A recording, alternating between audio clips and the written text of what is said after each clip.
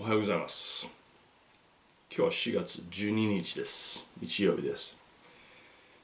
Dollars for Scholars scholarship application has been extended to April 13th, so that deadline is tomorrow. So look into that if you're a senior and you're looking for some scholarships. That's at www.urbandaleeducationfoundation.com/scholarships or at www.urbandale.dollarsforscholars.org. Again, that deadline has been extended from April 1st to tomorrow, April 13th. AP exams are being held in two time slots, May 11th through the 22nd and June 1st through 5th. So if you're planning on taking AP exams this year, look into that online. Like I keep telling you, please continue to shelter in place Iowans. So if you're not working, if you don't have to be out and about, please be at home. Or at least maintaining social distance and not making extra trips. Drive safely out there. People are driving a little too fast. Looking forward to tomorrow. Tomorrow we're going to get started with online learning, so look for those emails to be sent out from 7:30 to 9:30, and also if you are a student you probably want to be checking Google Classroom. So if you're taking a DMAT credit class, remember that those things couldn't be graded, so be looking at your Google Classroom and those emails. Today, I'm going to be reading to you from C.S. Lewis's The Lion, the Witch, and the Wardrobe. This is a series, that's the Narnia series. Many of you are familiar with it.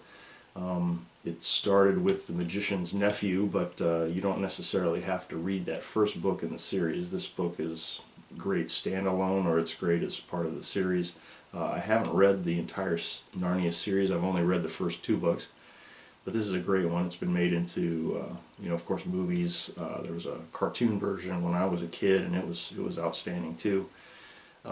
Yeah, if you haven't read this series, it's amazing. I would say that probably recommended ages, it says ages 8 and up, but yeah, I suppose that's about right. Little kids, there's some scary parts, so but for anybody 8 and over, I think it's a great book. All right, we'll be reading to you from The Lion, the Witch, and the Wardrobe. Chapter 1. Lucy looks into a wardrobe. Once there were 4 children whose names were Peter, Susan, Edmund, and Lucy. This story is about something that happened to them when they were sent away from London during the war because of the air raids. They were sent to the house of an old professor who lived in the heart of the country, 10 miles from the nearest railway station and 2 miles from the nearest post office. He had no wife, and he lived in a very large house with a housekeeper named Mrs. McReady and 3 servants. Their names were Ivy, Margaret, and Betty, but they do not come into the story very much. He himself was a very old man with shaggy white hair, which grew over most of his face as well as on his head, and they liked him almost at once. But on the first evening, when he came out to meet them at the front door, he was so odd-looking that Lucy, who was the youngest, was a little afraid of him, and Edmund, who was the next youngest, wanted to laugh and had to keep on pretending he was blowing his nose to hide it.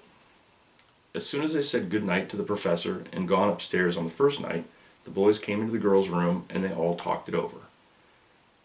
"We've fallen on our feet and no mistake," said Peter. "This is going to be perfectly splendid. That old chap will let us do anything we like." "I think he's an old dear," said Susan. "Oh, come off it," said Edmund, who was tired and pretending not to be tired, which always made him bad-tempered. "Don't go on talking like that." "Like what?" said Susan. "And anyway, it's time you were in bed." "Trying to talk like mother," said Edmund. "And who are you to say when I'm going to go to bed? Go to bed yourself." "Hadn't we all better go to bed?" said Lucy. "There's sure to be a row if we're heard talking here." "No, there won't," said Peter. "I tell you, this is the sort of house where no one's going to mind what we do. Anyway, they won't hear us. It's about 10 minutes' walk from here down to that dining room, and any amount of stairs and passages in between." "What's that noise?" said Lucy suddenly. It was a far larger house than she had ever been in before, and the thought of all those long passages and rows of doors leading into empty rooms was beginning to make her feel a little creepy. "It's only a bird, silly," said Edmund. "It's an owl," said Peter. This is going to be a wonderful place for birds. I shall go to bed now. I say, let's go and explore tomorrow. You might find anything in a place like this. Did you see those mountains as we came along? In the woods? There might be eagles. There might be stags.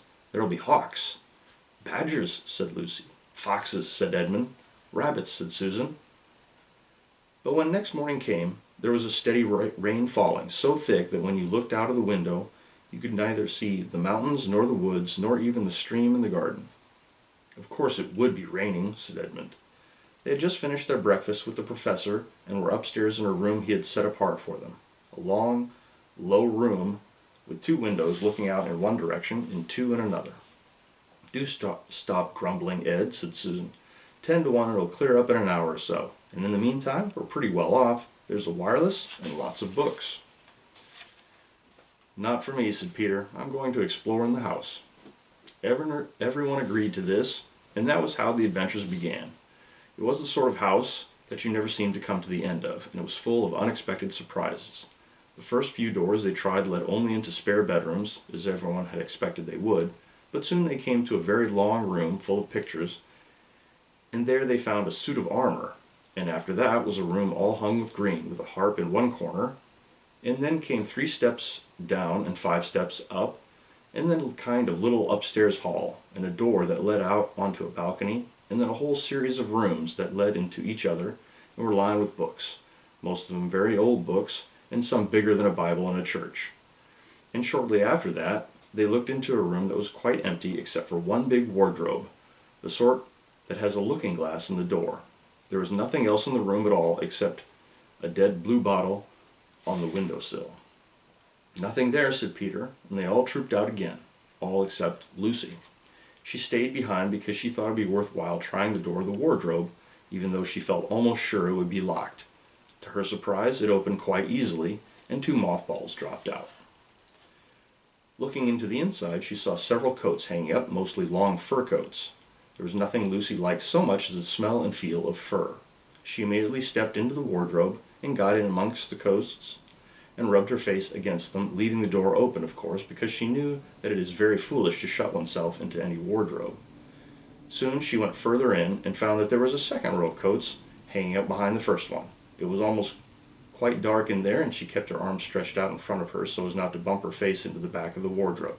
She took a step further, then 2 or 3 steps, always expecting to feel woodwork against the tips of her fingers, but she could not feel it.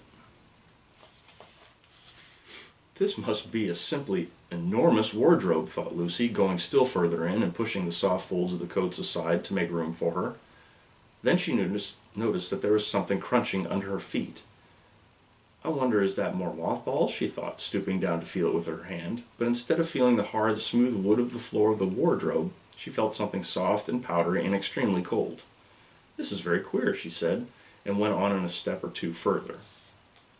Next moment she found that what she was rubbing against her face and hands was no longer soft fur, but something hard and rough and even prickly. "Why, it's just like branches of a tree," exclaimed Lucy, and then she saw that there was light ahead of her, not a few inches away where the back of the wardrobe ought to have been, but a long way off. Something cold and soft was falling on her. A moment later she found that she was standing in the middle of a wood at night time with snow under her feet and snowflakes falling through the air. Lucy felt a little frightened, but she felt very inquisitive and excited as well. She looked back over her shoulder, and there between the dark tree trunks she could still see the open doorway of the wardrobe, and even catch a glimpse of the empty room from which she had set out. She had, of course, left the door open, for she knew it's a very silly thing to shut oneself into a wardrobe. It seemed to be still daylight there. "I can always get back if anything goes wrong," thought Lucy. She began to walk forward, crunch, crunch, over the snow and through the wood toward the other light. In about 10 minutes she reached it and found it was a lamp post. As she stood looking at it, wondering why there was a lamp post in the middle of a wood and wondering what to do next, she heard a pitter-patter of feet coming toward her, and soon after that a very strange person stepped out from among the trees into the light of the lamp post. He was only a little taller than Lucy herself, and he carried over his head an umbrella, white with snow.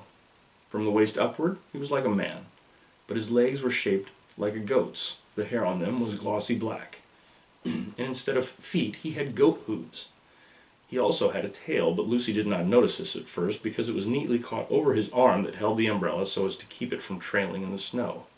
He had a red woolen muffler around his neck, and his skin was rather reddish too.